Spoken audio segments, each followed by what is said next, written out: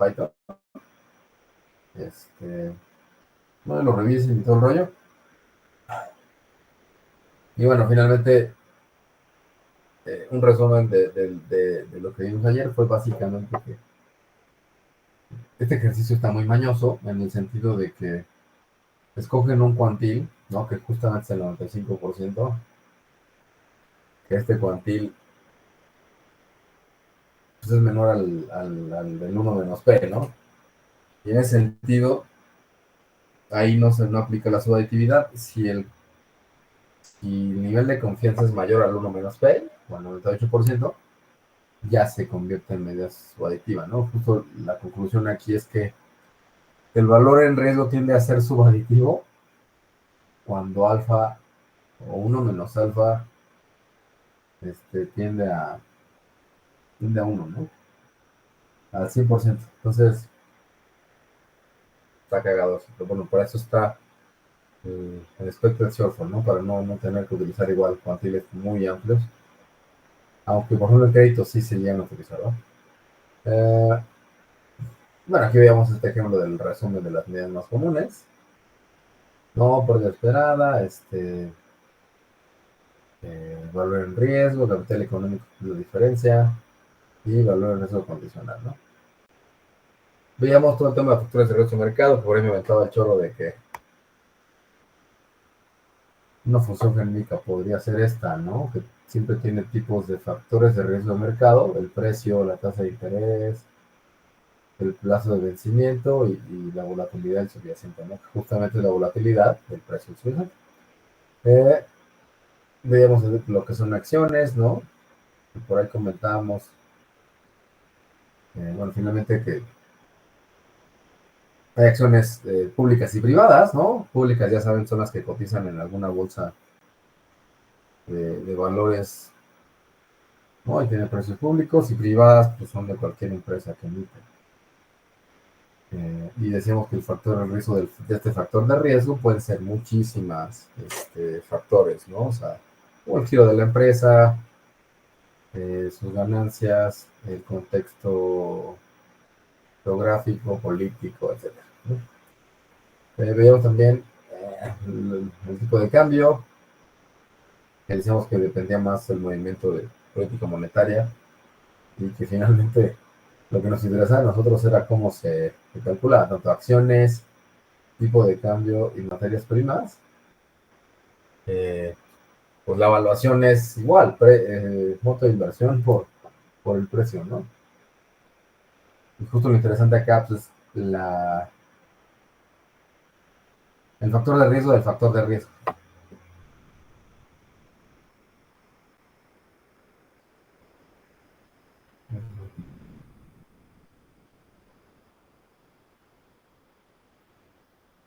Este,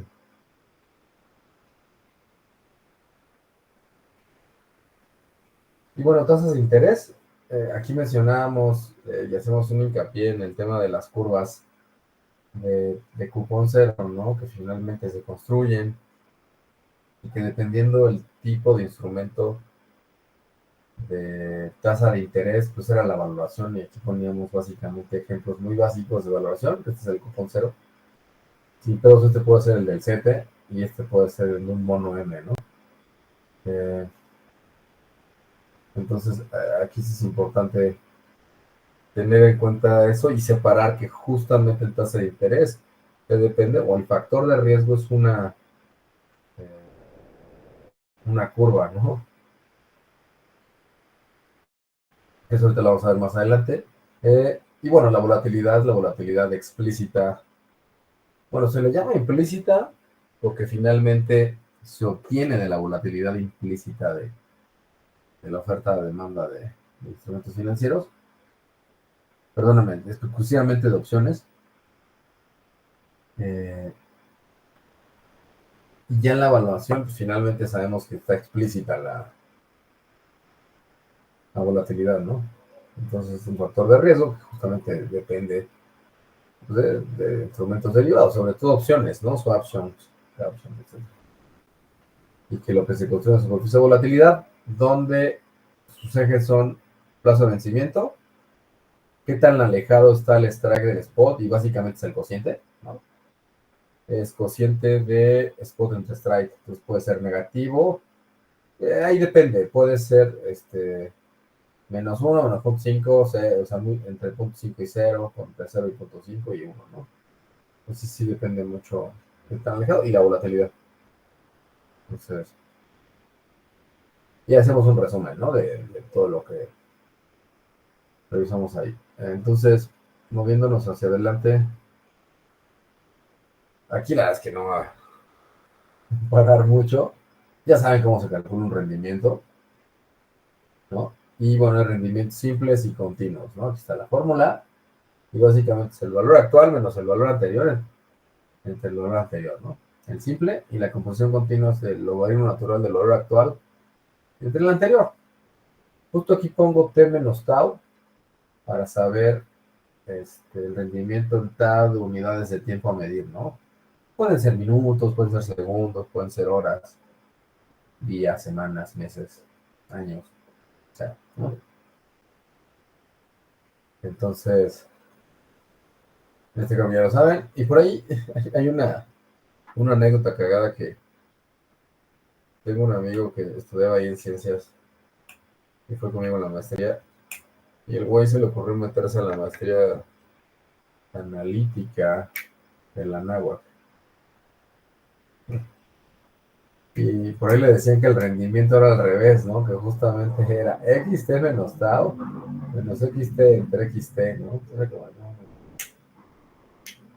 y ese tipo de errores en una maestría, ¿no? Eh, Obviamente el rendimiento de portafolios es el promedio ponderado, ¿no? No hay más, ¿no? Y promedio ponderado, ¿por qué? Justamente por los pesos de inversión. Aquí no hay más, es WI, el peso de inversión, por el rendimiento, no hay más. Aquí no vamos a tener mucho pedo, justo el WI tiene que sumar uno, ya saben, hacer un rendimiento ponderado, este sí no va a clavar, ¿no? Lo pongo nomás ahí por rellenar. A ver, la medición de rendimientos aquí sí depende, ¿no? Porque básicamente en la evaluación de riesgos, y sobre todo en riesgo de mercado, pues, lo que se mide son los rendimientos de los factores de riesgo, las variaciones, ¿no? No necesariamente rendimientos, porque rendimientos cuando es positivo, pero si es negativo, pues ya es una variación negativa y una pérdida. Entonces, una depreciación. Entonces, pues justamente la medición de rendimiento, pues, es aquí donde vamos a aplicar todo lo que decíamos de las medidas, todo este rollo, aunque lo que necesitamos es aplicar más estadística clásica, ¿no? Entonces, eh, pues una forma de sacar los momentos, ¿no? Aquí está como un cuadro bien chafa de media, bueno, primer, segundo, casi momento, tercero y cuarto, donde viene el fórmula discreta continua y el estimador insesgado, ¿no? Entonces aquí cómo se calcula, se puede seguir calculando, ¿no? Y bueno, los momentos ya sabemos cómo qué son, ¿no? Justamente la varianza es qué tan desviado está del promedio. En promedio, qué tanta es la desviación. El sesgo mide pues, justamente la simetría de la distribución, si está más pegada al negativo o más a la derecha del cero, ¿no? Y la kurtosis es qué tan aplanada o qué tan alta está la distribución, ¿no? Aquí se puede ver. Todo esto de costes de estadística bien básica. Finalmente pues, sirve, ¿no? Nosotros muchas veces utilizamos ya en la práctica, al menos en esta clase, la distribución empírica. ¿A qué me refiero con distribución empírica? Es básicamente pues, la distribución como es, ¿no? O sea, sin ajustarla a una distribución conocida ni madre. No sacamos estas medidas, pero pues, sí utilizamos cuantiles, ¿no? Etcétera. Eh, Aquí viene algo interesante, la verdad es que no me clavo mucho en esto, aunque podría hacerlo. Hay algo que se llama cálculo de sensibilidades, ¿no? Y aquí viene otra anécdota chafa que tengo. Mi primer trabajo fue calculando el riesgo de mercado en las mesas de derivados de BBVA, ¿no? Entonces, digo que llegué, me preguntan, ¿sabes valorar un bono? Yo, sí, yo sé todo, ¿no? Y de repente dicen, calculate la sensibilidad de esta madre. Y dije, puta madre, ok. Entonces, pues la sensibilidad de tasa de interés, ¿no? De un bono, dije, pues lo derivé, ¿no? Chingue su madre. No, güey, no es así. Dije, puta, pues con sensibilidad en hablas, ¿no? Y justamente metí esta lámina para los que lleguen a trabajar en medición de riesgo de mercado en áreas de trading. La sensibilidad es algo muy común, sobre todo tasa de interés, ¿no? También existe de volatilidad y de precio y la chingada. Pero lo más importante es la tasa de interés porque es donde más hay inversión, más posición. En la mayoría de bancos grandes. Entonces, la sensibilidad puntual básicamente es la variación de la evaluación del instrumento financiero ante un cambio, ¿no? Eh, en un factor de riesgo y Y unidades, ¿no? Menos el valor actual. Y aquí podemos verlo en fórmula, ¿no? Las sensibilidades, por ejemplo, de la delta DS, que es precisamente la sensibilidad del precio. Y este es básicamente pues, la función del precio incrementado relativamente por uno más delta, menos el valor actual de la posición con el precio, ¿no? ¿Por qué lo pongo en esta medida general? Porque pues, no sabemos si esta es una opción o es una acción, ¿no? Esto es de manera general. Eh, está también la delta. Esta es delta S, ¿no? Que es de precio. Está la delta, que generalmente se le llama delta en tasas de interés. Se llama delta. Y aquí justamente es la evaluación del instrumento financiero este, incrementada la tasa de interés más un delta, ¿no? Menos la evaluación como está. Entonces justamente este delta que es, digamos, como la variación de qué pasa si subes ciertos incrementos de la tasa de interés. Aquí, ojo, aquí es multiplicativa y aquí es aditiva. Y también en la vega, que se le llama, también es aditiva, ¿no? Bueno, aquí es el tiempo, perdónenme, esta es la teta y esta es la vega. Entonces la teta es, si le sumo unidades de tiempo, hago la evaluación y cómo se ve con los factores de ahorita a mañana, ¿no? Entonces, ese podría sonar relativamente, pues, no de mucho valor, pero sí llega a pasar. Me pasó una vez que estábamos viendo la evaluación de una opción y fue puente, entonces, pues la opción tenía un precio, sí, X, un jueves y ya, viernes creo que no hubo chamba y hasta el lunes lo evaluamos y justo cambió muchísimo. Entonces, cuando vimos esta medida de la teta fue de, güey, fue por el tiempo, ¿no? Entonces, eso es importante, ¿no? A pesar de que, o sea, pues, ni modo que sea más volátil el tiempo, ¿no? Que se sienta más volátil es otra cosa, pero ese no es volátil, ese sigue pasando, ¿no? Aunque pues, sí es una buena medida, ¿no? Para saber qué pedo, todo con días festivos. Y la vega, ¿no? Que es sobre la volatilidad, se le suma un cierto delta. Obviamente, los deltas que son aditivos se le suman 100 puntos base, ¿no? 100 puntos base es 1%, ¿no? Es 0.01. Teta obviamente se mide en días y ya está, ¿no? Entonces, ¿para qué sirve este cálculo de sensibilidad, no? Pues está chido, saber qué onda. Híjole, tiene muchos usos. Ya en la práctica, la verdad es que la mayoría de cosas se mide con observar las sensibilidades. Incluso la posición de un portafolio, de un portafolio de inversión, sobre todo si se tasa de interés, se mide las sensibilidades. ¿Y cómo es esta medición? Pues básicamente es por nivel de curva, básicamente, y a veces por plazo, o sea, sí, por plazos, y se ve de, mira, en esta inversión al vencimiento 360 tenemos tanta sensibilidad. En este sentido, eh, su servidor hizo una tesis sobre simulación de, bueno, es medición de riesgo de mercado a través de límites de sensibilidad, estas, para no exceder un valor en riesgo objetivo o una pérdida máxima definida. Entonces lo que hice fue definir una metodología que calcule límites de sensibilidad de tal manera que si tú se mide diariamente la posición de la tesorería en las inversiones, si no se rebasan ciertos límites de sensibilidad, en cierta medida les estoy asegurando que a cierto nivel de confianza no van a exceder su pérdida máxima diaria, ¿no? Entonces ahí seguramente está por ahí en internet.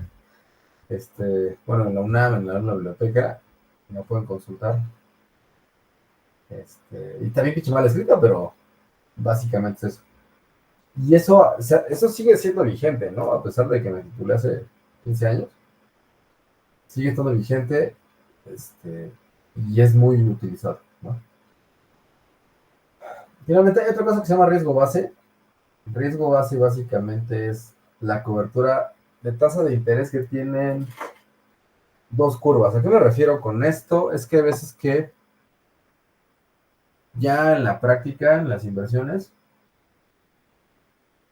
muchas inversiones son de apuestas, de, güey, me voy a cubrir invirtiendo en CETES, pero pactando swaps en pie, ¿no? Entonces, justamente aquí el riesgo base es la cobertura, o sea, que no cubra movimientos adversos. Entonces, aquí esta es la delta tasa de interés. Si se multiplica y es negativa, entonces el riesgo base es el mínimo del valor absoluto de estas dos. Si son positivas, no se cubren entre sí y el riesgo base es igual a cero. Este riesgo base, llegan a leer mi tesis, es importancia cabrona, eh, para definir límites, ¿no? Entonces el límite en riesgo base también es importante. Que digan, finalmente se mide por ambas, o sea, por pares de curvas de tasas de interés.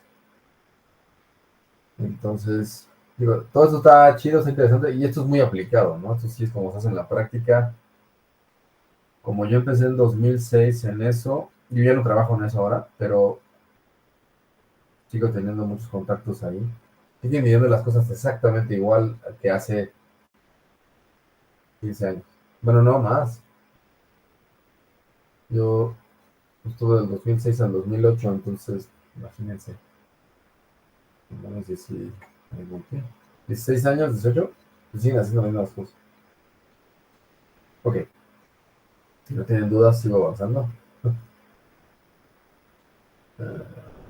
A ver, seguramente ya vieron el tema de la valoración. Igual aquí me voy a ir rápido para mostrar las fórmulas y todo, y luego ya me brinco como a la evaluación, ¿va? Eh, a ver, los CETES, ¿cuál es la evaluación de un CETE? Está muy fácil, básicamente es un valor presente, ¿no? Y pues el CETE ya sabemos que es un certificado de tesorería, que se coloca a través de subasta, que se vuelve nominal de 10 pesos, que su negociación a tasa rendimiento y sus plazos en subasta son de 28, 91, 182 y 364 días, ¿no? Y finalmente, pues se compra a descuento, donde el precio, lo que pagas ahorita es menor a 10 pesos, ¿no? Con la tasa de interés que está al momento, ¿no? Ya, o sea, hay una valoración de rendimiento y otra valoración a descuento. También por ahí te dicen, ¿sabes qué? La tasa de descuento es tanta, que es diferente a esta pinche tasa de aquí, ¿no? Entonces, perdóname, no, este T es el tiempo, perdónenme, y este RDT es la tasa de rendimiento al plazo, y esta vez la tasa de descuento, ¿no? Que se calcula de esta manera.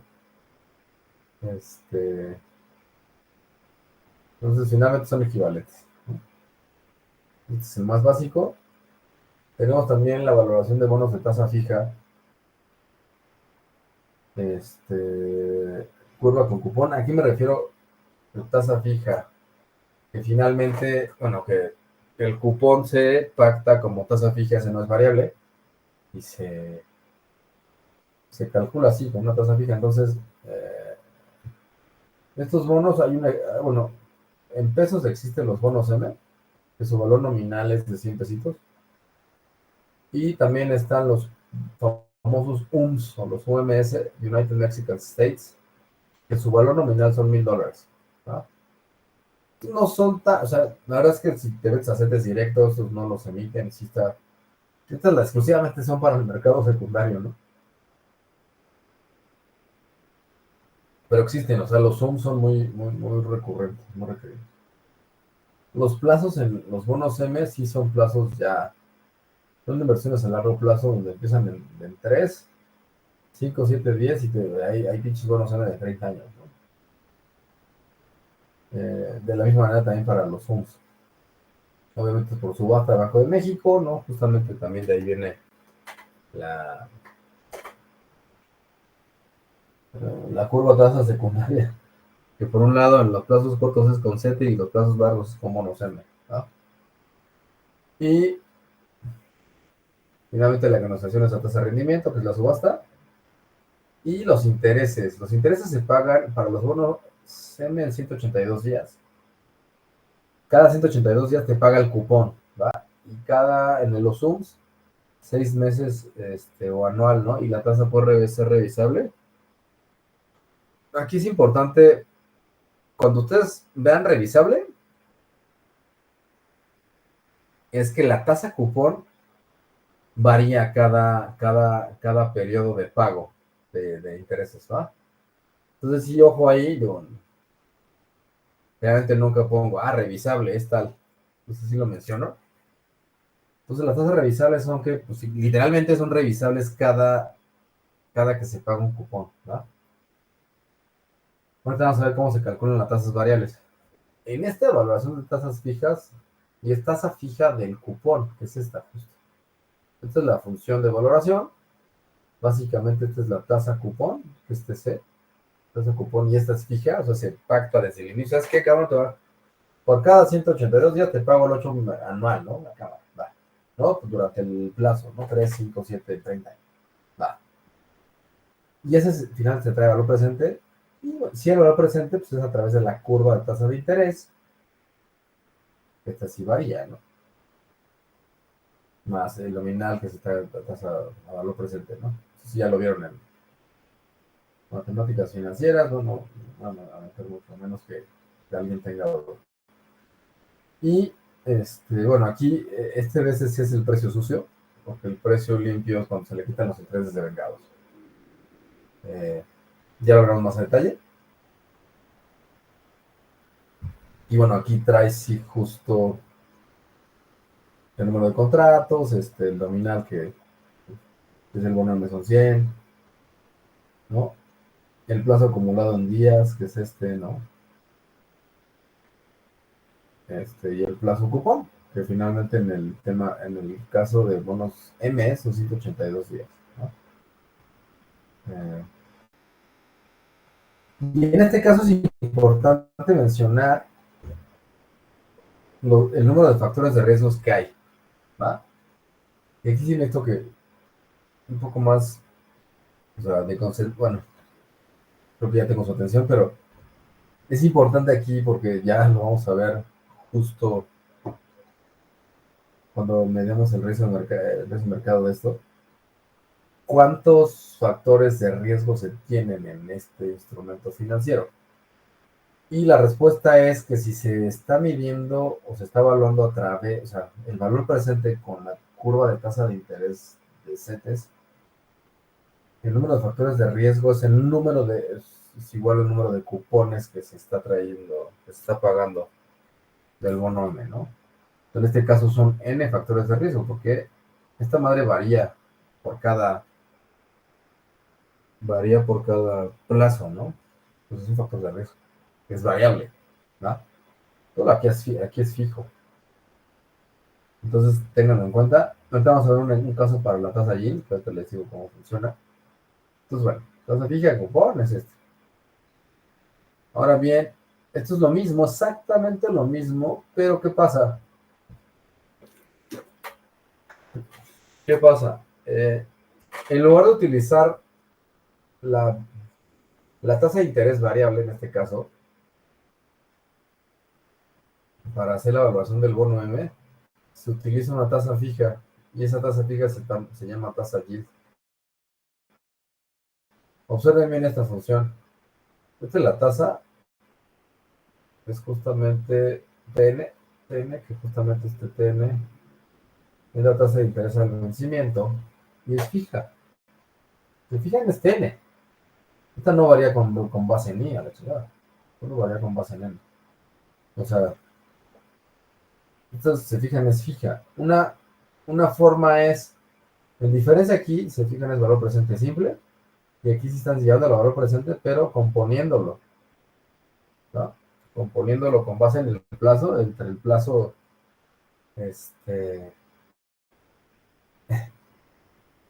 entre el plazo del cupón, ¿no? Entonces varía un poco la evaluación, ¿no? El valor presente, porque esta es tasa fija. Y bueno, por un lado puede ser así, o por otro lado puede calcularse en una fórmula chicharronera como esta, ¿no?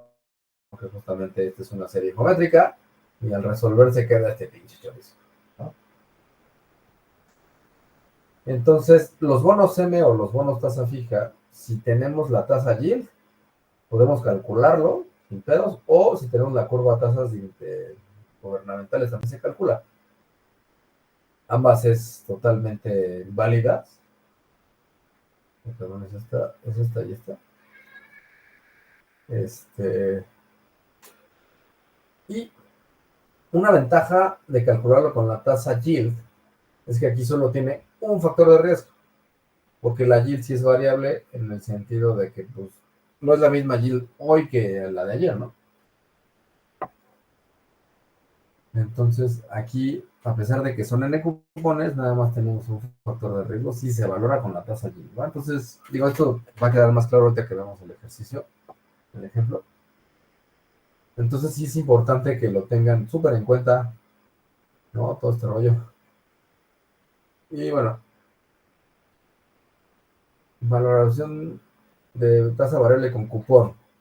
¿A qué me refiero con tasa variable? Que precisamente la tasa variable es el cupón, la tasa cupón es variable, ¿no?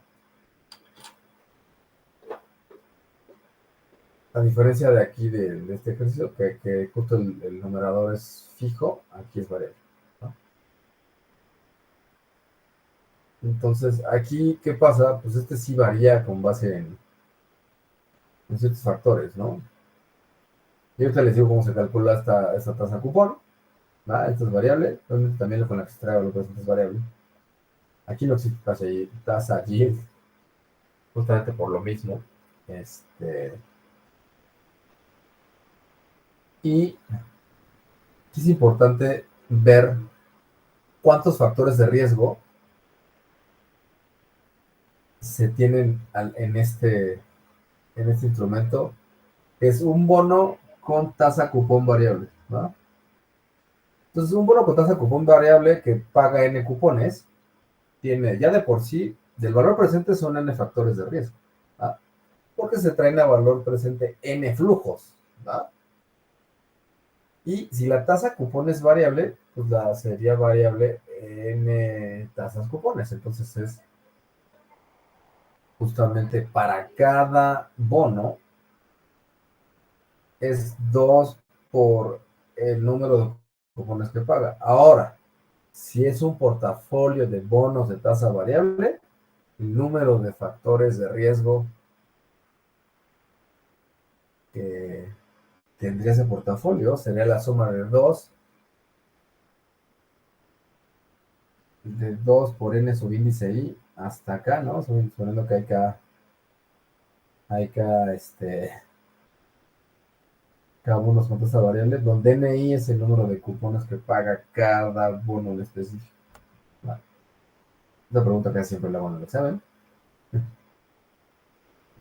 Y bueno, es importante identificar el número de factores de riesgo que se tienen siempre en nuestro momento, ¿no? Justamente hablando de las etapas de administración de riesgos, la identificación es súper importante, que si no estamos jodidos, ¿va? No tengan dudas aquí. Ok. Eh, Hay lo que se llaman los BEPAS, que son justamente los bonos de protección al ahorro bancario.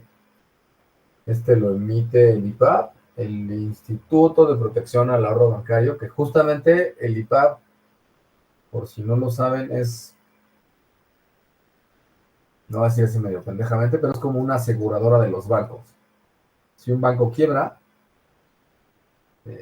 para ser banco una tienes que pagarle a huevo una cuota al IPAB que cubre la, la, la captación de los bancos. ¿A qué me refiero por captación? Que cubre todos los depósitos bancarios hasta 400,000 UDIs, que son algo así como 3.1 o 3.2 millones de pesos. Entonces, si un banco llega a quebrar y ustedes tenían dinero en ese banco, lo que tienen que hacer es, y si tenían menos de 3 millones, 100,000 pesos, van en chingalipab de, oye, voy a tener un estado de cuenta, o sea, tengo un estado de cuenta con este banco, ya quebró, págame mi dinero, ¿no? Entonces, el IPAP funciona para eso, ¿no? Seguramente ya lo vieron en finanzas. Eh, y bueno, estos güeyes emiten el bono de protección al ahorro bancario, que es el BEPA, y este te va a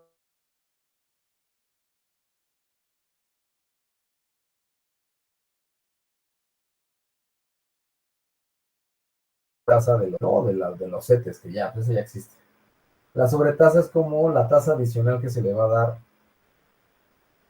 este, en cuestión de rendimiento a, a los BEPAS. Entonces, por un lado, ese es justo la sobretasa que es sobre el valor presente. Y esta madre también tiene eh, tasa cupón variable. Esa no se negocia, lo que se negocia es justo el rendimiento acá de los flujos, la sobretasa del rendimiento. Entonces, del caso de BEPA, la tasa revisable es con el CET a 28 días, y del BEPAT, que es con una T al final, es a 91 días. La evaluación es esta. Si se fijan aquí, esta es una tasa de cupón variable, ¿va? Esta de aquí es la tasa de valor presente del CETE más la sobretasa, que también es una curva de sobretasas. Entonces aquí ya para cada flujo tenemos tres factores de riesgos: la tasa de interés, la tasa de cupón, la tasa de valor presente y la sobretasa, ¿no? Entonces, para un BEPA, el número de factores de riesgo, si se tienen N cupones, es 3 por N, ¿va? Y si fuera un portafolio, sería la suma de 3N subíndice I, donde N subíndice I es el número de cupones que paga el mono I, ¿va? Pues aquí ya se empieza a poner medio cabrón la onda, ¿no? Y está el famoso BEPA 182, que si ya no lo meto yo mucho en mis evaluaciones, porque sí, ya está. El BEPA 182 también lo emite el IPAB. Es a 7 años, paga cupón cada 182 días, la tasa revisable también, es decir, es variable, ¿no? Y aquí cada cupón se paga el máximo entre la tasa 7 a 182 días al día del pago, o la inflación en UDIs del periodo del cupón, ¿no? Entonces, ya aquí la evaluación se empieza medio a empantanar, medio cabrón, porque ya no es ponerlo presente con tacitas, ¿no? O sea, aquí sí ya trae una indicadora de, güey, ¿cuál es el máximo? Entonces, se fijan, aquí está nominal, número de contratos, Y aquí está justamente la tasa de interés de 182 días del CETE y el NUDI de la variación de los UDIs de los últimos 182 días, ¿no? La inflación. Obviamente la indicadora es uno si el UDI es mayor que el CETE y cero en otro caso, ¿no? Eso se trae a lo presente, ¿no? Este también tiene sobretasa, obviamente. Y bueno, se trae a lo presente el último flujo. Entonces ya aquí ya se empiezan a ver ya cuántos factores de riesgo hay. Uno, ay, perdón, no. Uno, en la chingada. Este es uno, dos, tres, cuatro. Entonces, a pesar de que a veces no se active la UDI, o si nunca se llega a activar, pues que no se usa. Pero imagínense ya activar, finalmente se tienen cuatro factores de riesgo por flujo, lo que indica que por instrumento financiero, por mono, son cuatro por el número de cupones, ¿no? 4M. Y justo el UDI 182 se calcula como la variación, un rendimiento simple, ¿no? Del valor del UDI en el tiempo, ¿no? Pues que luego a veces que llego a este punto ya muchos les empiezan a desertar, dicen, no, güey, este güey está pendejo, güey, no voy a ver eso. Entonces sí, a veces cuando, o sea, empieza una risa porque ya nadie se quiere conectar. Eh, a ver, los bondes de, ¿cómo funcionan? Igual, o sea, también el emisor también es el IPAP. Estos bondes de tienen plazos de unos 5 años. De hecho, si ustedes se meten a CETES directo, pueden invertir desde 100 pesitos, pueden comprar sus bondes de, ¿no? Este paga intereses cada 28 días y también paga con base en una tasa revisable. La tasa cupón varía cada 28 días. Y esta también este, tiene una particularidad. Digo, finalmente también es esa sobretasa, ¿no? Que es tasa valor presente más sobretasa, se de valor presente. Pero esta tasa, la tasa variable, tiene una particularidad porque nada más, a pesar de ser, bueno, variable, ¿no? Por así ponerlo entre comillas, la tasa cupón más reciente, ¿no? Haciendo la evaluación, se calcula así, o sea, la tasa del primer plazo, por así decirlo, o el plazo más cercano, utiliza a la tasa de fondeo como composición, ¿no? Entonces justamente aquí le pongo que es la tasa de vengada, ahorita vemos cuál es la tasa de vengada. Es uno más el plazo por la tasa de vengada 360 más uno por D más R, que es la tasa, eh, es el último dato histórico de la de fondeo. Entonces, ¿qué pasa? El primer cupón está compuesto con la histórico de la tasa de fondeo desde que se pagó el último cupón hasta la fecha. Y a partir, o sea, justamente es esta parte. Y a partir de la fecha actual a la que se paga el próximo cupón, se toma el valor actual de la tasa de fondeo. Entonces, haciendo una composición de tasas.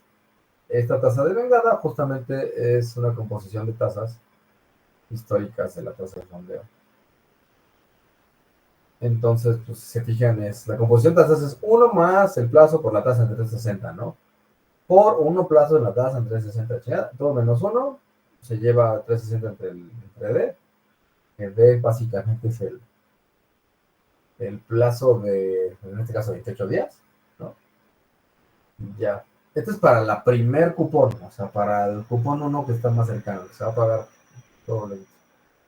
Y para los cupones posteriores, los subsecuentes, se utiliza esta función, o sea, está basiquísima.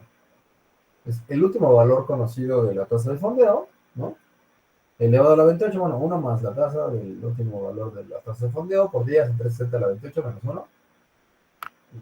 Y acá está. Entonces, aquí se fijan, ya ya no es que tengamos n tasas distintas, ¿no? De, de fondeo. En realidad tenemos nada más estas de aquí que son 2 por n, ¿no? Entonces por cada flujo. Y aquí es una distinta para el primer plazo y una igualita para los subsecuentes. Entonces, eh, vamos a decir que es 2n más 1. Porque a veces que tomamos en cuenta que la primera no varía mucho, porque toma valores históricos, ¿va? En realidad podría ser 2n más 2. Entonces, este enfoque está un poco medio cargado. Y bueno, si me voy a quedar aquí ya, si quieren, luego vemos swaps y nos tratan swaps, cross currency swaps y tipos de cambio. Antes de cerrar la clase, quería mencionar cómo se calculan las tasas revisables, o sea, las tasas futuras. Y se hacen con ¿dónde está? Con la tasa forward. ¿Ah? ¿Cuál es la tasa forward? No sé si la vieron en Finanzas 2 o en métodos cuantitativos. No vi todo mucho la saben. Yo sinceramente nunca la vi. Creo que sí, con Alberto Sánchez. Bueno, no sé, con un profesor. Este, la tasa forward básicamente es tener una tasa corta. O sea, es decir, imagínense que tiene la curva de tasas de interés, ¿no? Y estamos parados en el valor actual, ¿no? Y queremos sacar la tasa forward a 28 días. ¿No? Entonces, esta es la tasa actual, ¿no? Esa es la tasa corta y esta es la tasa futura a 28 días. No, esta ahí. Esta es la tasa actual a 28 días. Multiplica la tasa para 28 por 28 entre 360 y esta es la tasa actual. Aquí en este caso es por un día, en 360, ¿no? Y se lleva como, digamos que es un pronóstico de tasa, ¿no? Y esta es la función, esta es la función de cálculos de tasa forward. Entonces, en la mayoría de tasas revisables, ¿no? Quitando esto del Bundes-D, este, ¿no? Y esta de CT5, porque esta es la que se cae al momento.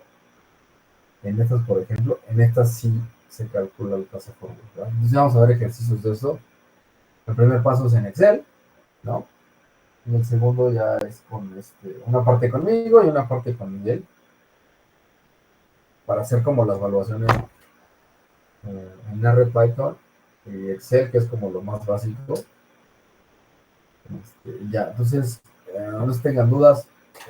Creo que hasta este día cerramos ya la teoría. Ya lo que viene, pues ya son prácticas, ver algunas cosas. Sí, voy a intentar mostrar ciertos archivos ya bien calculados, todo. Pero en otros que ustedes hagan ciertas modificaciones para que vean cómo se calcula, ¿no? De todos modos lo van a tener que hacer. Me falta explicar un poco la teoría de evaluación de derivados, que derivados incluye swaps, cross currency swaps, opciones de tipos de cambio y opciones de tasa de interés en flujo, ¿no? Los famosos caps o flujo. Entonces, me faltan esos.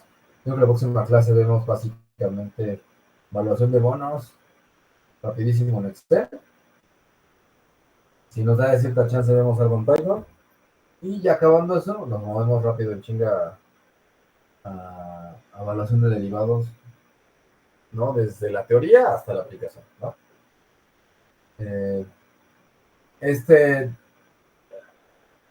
estos apuntes ya están arriba en el Classroom, entonces ténganlos ahí en cuenta. Y nos escuchamos el próximo lunes y que tengan muy buen fin de semana.